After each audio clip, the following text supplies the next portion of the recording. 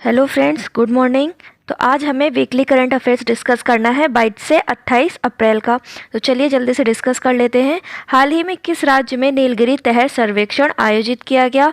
तो किस राज्य में आयोजित किया गया? तमिलनाडु राज्य में आयोजित किया गया। अन्य पॉइंट देख लेते हैं। यह सर्वेक्षण तमिलनाडु सरकार द्वारा world wide fund for nature, भारतीय जीव विज्ञान संस्थान IUCN के सहयोग से आयोजित किया जा रहा है। नेक्स्ट प्रश्न है, हाल ही में चर्चा में रहा आर्कटिक ओजोन क्षेत्र पहली बार कब खोजा गया? तो पहली बार जो आर्कटिक ओजोन क्षेत्र है उसकी खोज हुई थी 1985 में। तो ये चर्चा में क्यों रहा? ग्लोबल चेंज बायोलॉजी जर्नल में प्रकाशित एक अध्ययन में आर्कटिक पर लगातार ओजोन की कमी और क्षेत्र के पौधों एवं जानवरों की प्रजातियों पर इसके संभावित परिणामों के बारे में चिंता जताई गई है। नेक्स्ट प्रश्न है, हाल ही में ट्रांसशिपमेंट के लिए विंझिंगम पोर्ट का संचालन किस कंपनी को सौंपा गया? तो किस कंपनी को सौंपा गया है? अदानी समूह को सौंपा गया है। केरल में अदानी समूह को विंझिंगम पोर्ट को भारत के पहले ट्रांसशिपमेंट पोर्ट के रूप में संचालित करने के लिए शिपिंग मंत्रालय से मंजूरी मिल गई है। यह भारत का पहला पूर्ण विकसित गहरे पानी का ट्रांसशिपमेंट पोर्ट होगा। नेक्स्ट क्वेश्चन है, हाल ही में जारी अंकटाट की रिपोर्ट के अनुसार भारत 2023 में सेवा क्षेत्र के निर्यात में कितने प्रतिशत की वृद्धि हुई है? तो 2000 क्षेत्र में सेवा क्षेत्र के निर्यात में कितने परसेंट की वृद्धि हुई है? तो ये वृद्धि हुई है 11.4% की। अंकटाट की हालिया रिपोर्ट के अनुसार मौजूदा वैश्विक अनिश्चितताओं के बावजूद वर्ष 2023 में भारतीय सेवा क्षेत्र के निर्यात में 11.4% बढ़कर $345 बिलियन हो गया है।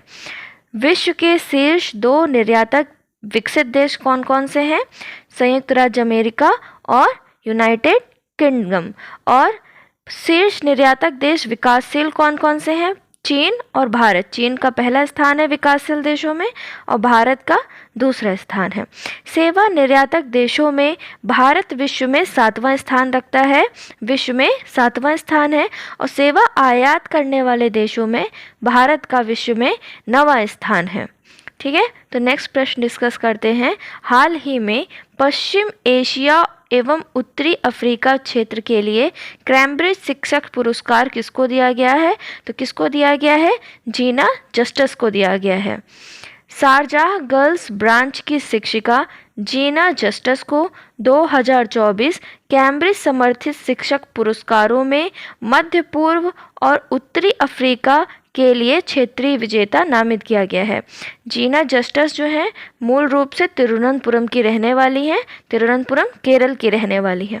नेक्स्ट प्रश्न है, अप्रैल 2024 में किस स्थान पर SCO के रक्षा मंत्रियों की बैठक आयोजित की गई? तो कहाँ आयोजित की गई? संघाई सहयोग संगठन के रक्षा मंत्रियों की बैठक कजाकिस्तान में आयोजित की गई।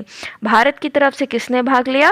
तो रक्षा सचिव गिरधर अरमाने ने भाग लिया। अस्ताना कजाकिस्तान में SCO के रक्षा मंत्रियों की बैठक में भाग लिया। बैठक के बाद एक संयुक्त विज्ञप्ति जारी की गई जिसमें SCO के रक्षा मंत्रियों ने अन्य पहलों पर सहमति व्यक्त की। और एक संयुक्त विज्ञप्ति जारी की। क्या था? एक पृथ्वी, एक परिवार और एक भविष्य। नेक्स्ट प्रश्न है, अप्रैल 2024 में SGVN लिमिटेड ने भारत का पहला ग्रीन हाइड्रोजन प्रोजेक्ट कहाँ लॉन्च किया है? तो ये कहाँ लॉन्च किया है? हिमाचल प्रदेश में लॉन्च किया है। अन्य पॉइंट देख लेते हैं। SJVN लिमिटेड ने हिमाचल प्रदेश के झाखड़ी में नापता झाखड़ी हाइड्रोजन पावर स्टेशन में भारत का पहला green hydrogen pilot project launch किया है। नेक्स्ट प्रश्न है, हाल ही में किस भारतीय वैमानिकी कंपनी ने A350-900 वाइड बॉडी विमानों के लिए ऑर्डर दिया है? तो किसने ऑर्डर दिया है? इंडिगो ने ऑर्डर दिया है। इंडिगो ने यूरोपीय विमान निर्माता कंपनी एयरबस को 30 A350-900 वाइड बॉडी विमानों के लिए ऑर्डर दिया है। आईसीसी ने किस पूर्व क्रिकेटर को आईसीसी पुरुष टी20 विश्व कप 2024 का राजदूत घोषित किया है? तो किस पुरुष क्रिकेटर को घोषित किया है? युवराज सिंह को घोषित किया है। अंतर्राष्ट्रीय क्रिकेट परिषद ने भारत के मशहूर पूर्व क्रिकेटर युवराज सिंह को आईसीसी पुरुष टी20 विश्व कप 2024 के लिए 36 दिनों के लिए राजदूत नियुक्त किया है। 36 दिनों के लिए क्यों? क्योंकि इन्होंने एक ओवर में 6 छक्के लगाए थे। युवराज सिंह के अलावा क्रिस गेल और उसेन बोल्ट भी पहले से ही नामित राजदूत हैं। नेक्स्ट प्रश्न है, हाल ही में किस अभिनेता को लता दीनानाथ मंगेशकर पुरस्कार दिया गया है? तो रणदीप हुड्डा को दिया गया है। नेक्स्ट प्रश्न है, विश्व बौद्धिक संपदा दिवस कब मनाते हैं? तो कब मनाते हैं विश्व बौद्धिक संपदा दिवस? 26 अप्रैल को मनाते हैं। इसका विषय क्या है? IP and SDG. आईपी और एसडीजी नवाचार और रचनात्मकता के साथ हमारे सामान्य भविष्य का निर्माण। नेक्स्ट प्रश्न है, खोंगजोंग दिवस कब मनाया जाता है? तो कब मनाया जाता है खोंगजोंग दिवस?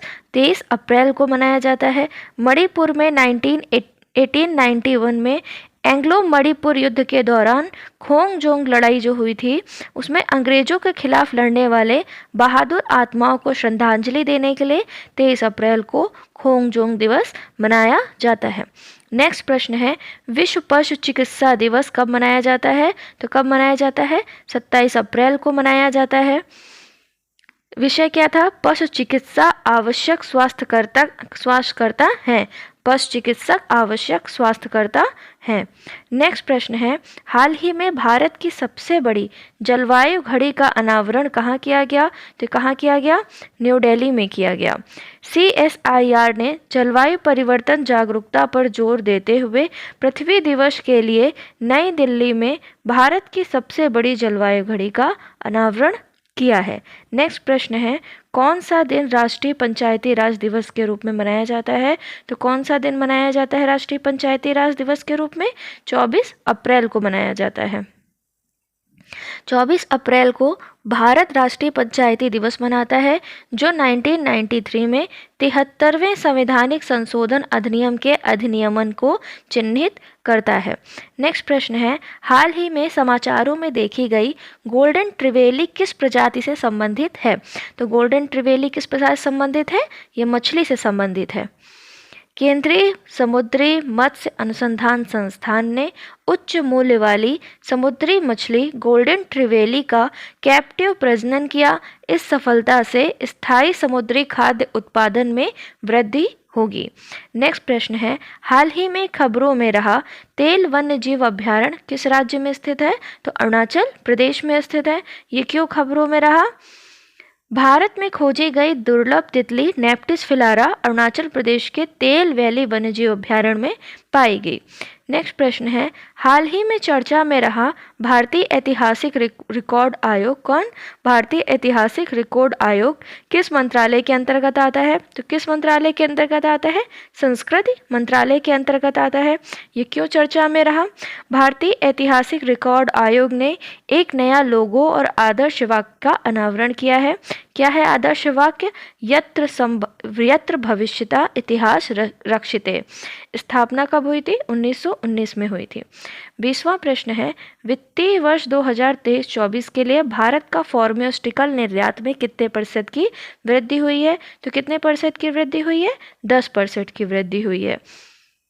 वित्तीय वर्ष 2023-24 में भारत का फार्मास्यूटिकल निर्यात 10% बढ़कर $28 बिलियन का हो गया है। हाल ही में सुधीर कक्कड़ का 85 वर्ष की आयु में निधन हो गया। वह किस क्षेत्र से संबंधित थे? तो किस क्षेत्र से संबंधित थे? वह मनोविज्ञान से संबंधित थे। किस क्षेत्र से संबंधित थे? मनोविज्ञान से। प्रसिद्ध लेखक, सांस्कृतिक आलोचक और भारतीय मनोविज्ञान के जनक सुधीर कक्कड़ का 85 वर्ष की आयु में निधन हो गया।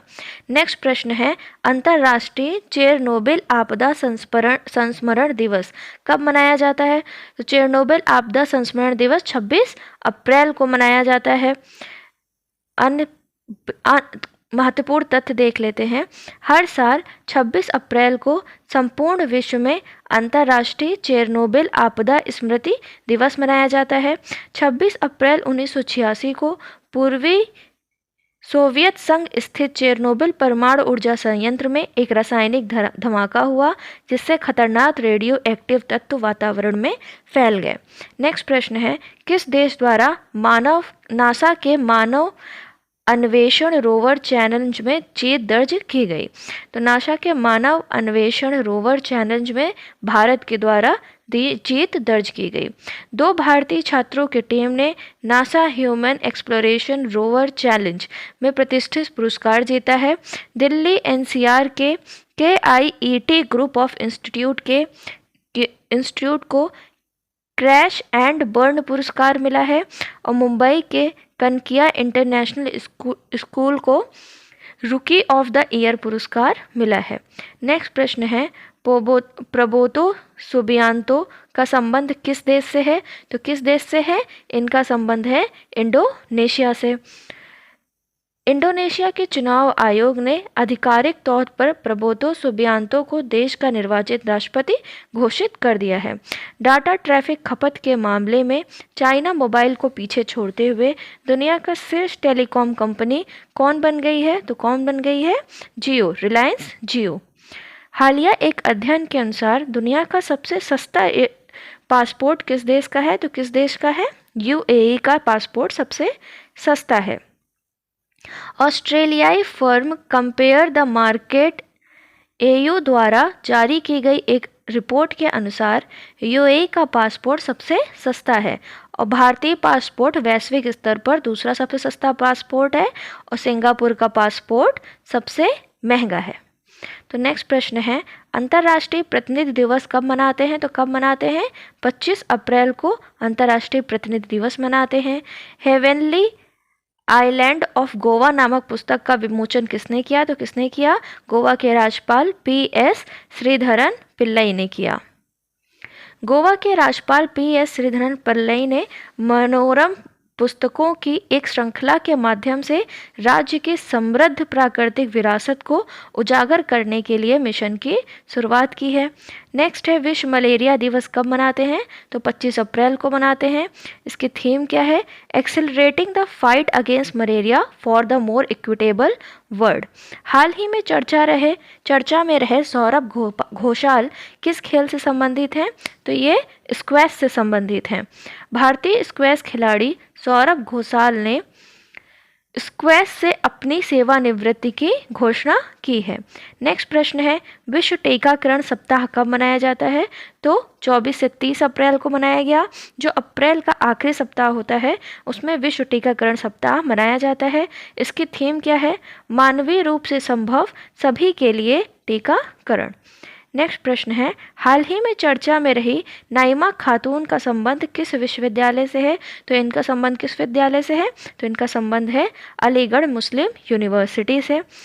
राष्ट्रपति द्रौपदी मुर्मू ने एक सदी की परंपरा को तोड़ते हुए प्रोफेसर नाइमा खातून को अलीगढ़ मुस्लिम विश्वविद्यालय की पहली महिला कुलपति नियुक्त किया है। भारत के गीता सबरवाल को किस राष्ट्र में संयुक्त राष्ट्र रेजिडेंट समन्वयक के रूप में नियुक्त किया गया? किसको? गीता सबरवाल को किस राष्ट्र में नियुक्त किया गया है? संयुक्त राष्ट्र रेजिडेंट समन्वयक के रूप में इंडोनेशिया में नियुक्त किया गया है। Laureus world sportsman of the year किसे नामित किया गया? तो इसे नामित किया गया है नोवाक जोकोविच को। और Laureus world sports women of the year किसे नामित किया गया? एताना बोनमाटी को। और जो नोवाक जोकोविच हैं वो रिकॉर्ड 5वीं बार यह पुरस्कार जीतने वाले व्यक्ति हैं। तो अब नेक्स्ट प्रश्न डिस्कस कर लेते हैं। हाल ही में बाघ की एक नई प्रजाति क्लाउडेड टाइगर कैट की खोज की गई, वह किस राष्ट्र में की गई? ब्राज़ील में। ब्राज़ील में नई प्रजाति मिली है जिसका क्या नाम है? Clouded tiger cat. नेक्स्ट प्रश्न है, अंतर्राष्ट्रीय मातृ पृथ्वी दिवस का किस दिन मनाया जाता है? 22 अप्रैल को। इस बार की थीम क्या थी? Planet versus plastic. अगला प्रश्न है, 2550वें भगवान महावीर निर्वाण महोत्सव का उद्घाटन किसके द्वारा किया गया? तो किया गया प्रधानमंत्री नरेंद्र मोदी जी द्वारा। प्रधानमंत्री नरेंद्र मोदी ने नई दिल्ली के भारत मंडपम में महावीर जयंती के शुभ अवसर पर 2550वें भगवान महावीर निर्वाण महोत्सव का उद्घाटन किया। नेक्स्ट क्वेश्चन है, LGBTQ+ समुदाय कल्याण पर केंद्र सरकार की समिति का अध्यक्ष कौन है? तो ये हैं राजीव गौबा। और कितने सदस्यीय है? 6 सदस्यीय समिति है। नेक्स्ट प्रश्न है, हाल ही में चर्चा में रही लक्ष्मण तीर्थ नदी किसकी सहायक है? तो किसकी सहायक है? कावेरी नदी की सहायक है। सूखे एवं भीषण गर्मी के कारण लक्ष्मण तीर्थ नदी सूख गई है और इसीलिए यह चर्चा में है। नेक्स्ट प्रश्न है, हाल ही में महासागर दशक सम्मेलन 2024 कहाँ आयोजित किया गया? तो ये आयोजित किया गया बार्सिलोना, स्पेन में। महासागर दशक सम्मेलन 10 से 12 अप्रैल तक चलने वाले सम्मेलन का उद्देश्य संयुक्त राष्ट्र महासागर दशक विज्ञान दशक 2021 से 2030 के लक्ष्यों की दिशा में प्रगति का आकलन करना है। इसका विषय क्या है? हम जो महासागर चाहते हैं उसके लिए आवश्यक विज्ञान प्रदान करना। हाल ही में फिडे कैंडिडेट टूर्नामेंट जीतने वाले सबसे कम उम्र के पुरुष शतरंज खिलाड़ी कौन बन गए हैं? तो ये बन गए हैं डी गुकेश। भारत के 17 वर्षीय डी गुकेश हिकारू नाकामुरा के साथ ड्रॉ खेलने के बाद टोरंटो कनाडा में 2024 फिडे कैंडिडेट टूर्नामेंट जीतने वाले सबसे कम उम्र के पुरुष बन गए हैं। नेक्स्ट प्रश्न है, अमिताभ चौधरी को किस बैंक का MD और CEO नियुक्त किया गया है? तो एक्सिस बैंक का नियुक्त किया गया है। यह इनकी पुनर्नियुक्ति है। सुब्रमण्यम धानेश्वर का निधन हो गया। वह किस लोक नृत्य के एक प्रसिद्ध गायक थे? तो वो यक्षगान के एक प्रसिद्ध गायक थे। यक्षगान कर्नाटक का लोक नृत्य है। प्रसिद्ध यक्षगान गायक सुब्रमण्यम धारेश्वर का 67 वर्ष की उम्र में निधन हो गया। वह अपनी शानदार आवाज़ के लिए भगवत श्रेष्ठ के नाम से प्रसिद्ध हैं। राष्ट्रीय ऊर्जा आयोग 2024 का आयोजन किस देश में किया गया? तो किस देश में हुआ? ये हुआ नीदरलैंड में। किस भारतीय फिल्म को कांस फिल्म महोत्सव के लिए ला सिनेफ श्रेणी के लिए चुना गया? तो किसको चुना गया? सूरजमुखी के बारे में सबसे पहले पता चला को चुना गया कांस फिल्म महोत्सव में ला सिनेफ श्रेणी के लिए। तो अब नेक्स्ट प्रश्न है, गणगौर महोत्सव कहाँ मनाया जाता है? तो ये मनाया जाता है राजस्थान में। तो नेक्स्ट प्रश्न है, गणगौर पूरे राजस्थान में विभिन्न रूपों में मनाया जाने वाला महत्वपूर्ण त्यौहार है। शब्द गढ़ भगवान शिव को संदर्भित करता है और जबकि गौरी या गौर शिव की पत्नी देवी पार्वती का प्रतिनिधित्व करता है। गणगौर उनके मिलन की याद में मनाया जाता है जो कि विवाह की खुशी का प्रतीक है। नेक्स्ट प्रश्न है, खाद्य संकट पर वैश्विक रिपोर्ट 2023 के अनुसार दुनिया में कितने लोग गंभीर भूख की समस्या का सामना कर रहे हैं? तो कितने लोग कर रहे हैं? 282 मिलियन लोग कर रहे हैं। खाद्य एवं कृषि संगठन के खाद्य संकट पर वैश्विक रिपोर्ट के अनुसार 2023 में 59 देशों और क्षेत्रों के लगभग 282 मिलियन लोग गंभीर भूख का सामना कर रहे हैं जो कि 2022 की तुलना में 24 मिलियन की वृद्धि को दर्शाता है। नेक्स्ट प्रश्न है, खाद्य संकट पर वैश्विक रिपोर्ट 2023 के अनुसार किस देश में गंभीर भूख का सामना करने वाले लोगों की संख्या सबसे अधिक है? तो किस देश में सबसे ज़्यादा है? कांगो लोकतांत्रिक गणराज्य। फीफा पुरुष विश्व कप 2034 की मेजबानी कौन सा देश करेगा? तो सऊदी अरब करेगा। 22वां विश्व कप जो फीफा विश्व कप 2026 है उसकी मेजबानी 3 देशों द्वारा की जा रही है संयुक्त रूप से। कौन कौन से? संयुक्त राज्य अमेरिका, मैक्सिको और कनाडा। उसके बाद जो 23वें विश्व कप होंगे फीफा 2023 उसकी मेजबानी 6 राष्ट्रों द्वारा की जाएगी। कौन कौन से? स्पेन, पुर्तगाल, मोरक्को, अर्जेंटीना, पराग्वे, उरुग्वे के द्वारा। उसके बाद 24वें जो फीफा कप हैं 2034 में होंगे। कहाँ मेजबानी होगी इनकी? सऊदी अरब में। फीफा का मुख्यालय ज्यूरिख स्विट्जरलैंड में है। नेक्स्ट प्रश्न है, हाल ही में किस देश ने बौद्धिक संपदा सुरक्षा मामले में भारत को निगरानी सूची में रखा है? किस देश ने रखा है भारत को निगरानी सूची में? संयुक्त राज्य अमेरिका ने रखा है। निगरानी सूची में भारत के अलावा अर्जेंटीना, चिली, चीन, इंडोनेशिया, रूस एवं वेनेजुएला भी शामिल हैं। श्रीलंका सरकार ने भारत की किस कंपनी को मटाला राजपक्षे अंतर्राष्ट्रीय हवाई अड्डा हम्बनटोटा का प्रबंधन सौंप दिया है? तो किस श्रीलंका सरकार ने शौर्य एरोनॉटिक्स प्राइवेट लिमिटेड को हम्बनटोटा जो अंतर्राष्ट्रीय हवाई अड्डा है उसका प्रबंधन सौंप दिया है। श्रीलंका सरकार ने देश में चीन निर्मित मटाला राजपक्षे अंतर्राष्ट्रीय हवाई अड्डा हम्बनटोटा का प्रबंधन एक भारतीय और रूसी कंपनी को सौंपने का फैसला लिया है। हाल ही में सबसे बड़ा मंदिर महोत्सव त्रिशूर पूरम 2024 कहाँ मनाया गया? तो ये मनाया गया केरल में। कहाँ पे? केरल में। नेक्स्ट प्रश्न है, हाल ही में 26वीं विश्व ऊर्जा कांग्रेस कहाँ आयोजित की गई? तो कहाँ आयोजित की गई 26वीं विश्व ऊर्जा कांग्रेस? रॉटरडम, नीदरलैंड में। विषय क्या था? लोगों और ग्रह के लिए ऊर्जा का नया स्वरूप देना। इसका उद्देश्य क्या था? दुनिया भर में स्वच्छ एवं समावेशी ऊर्जा परिवर्तन को बढ़ावा देना।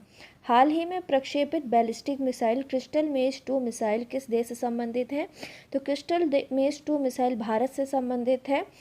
यह एक बैलिस्टिक मिसाइल है। भारतीय वायुसेना ने हवा से प्रक्षेपित बैलिस्टिक मिसाइल का सफलतापूर्वक परीक्षण किया। वह अपनी क्षमताओं में महत्वपूर्ण वृद्धि हासिल की है। यह मिसाइल 250 किलोमीटर से अधिक दूरी पर स्थित लक्ष्य पर हमला करने का क्षमता रखती है। अब नेक्स्ट प्रश्न है, हाल ही में सुरक्षा मामलों के लिए जिम्मेदार उच्च पदस्थ अधिकारियों की 12वीं अंतर्राष्ट्रीय बैठक कहाँ आयोजित की गई? तो ये कहाँ आयोजित की गई? रूस में आयोजित की गई।